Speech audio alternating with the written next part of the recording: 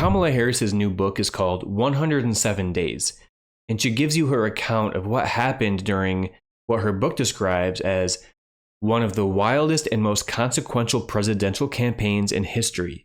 If by wild you mean losing convincingly to a bloated orange convicted felon who tried to overturn a free and fair election, has a history of shitting his pants, is hated by most Americans, and who can't put together grammatically correct sentences?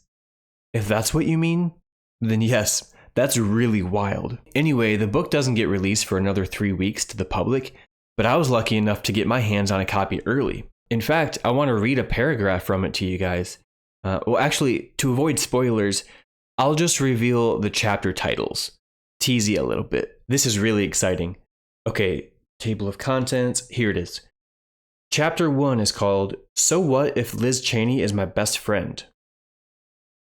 Okay. Chapter 2 is called, Laugh at my cackling all you want, but at least I didn't lose as bad as Walter Mondale did to Reagan back in '84.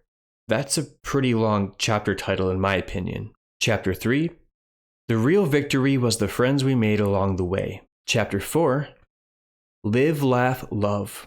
Chapter 5 is called, Remember when I supported single-payer healthcare back in the 2020 primaries? Pepperidge Farm remembers. Okay.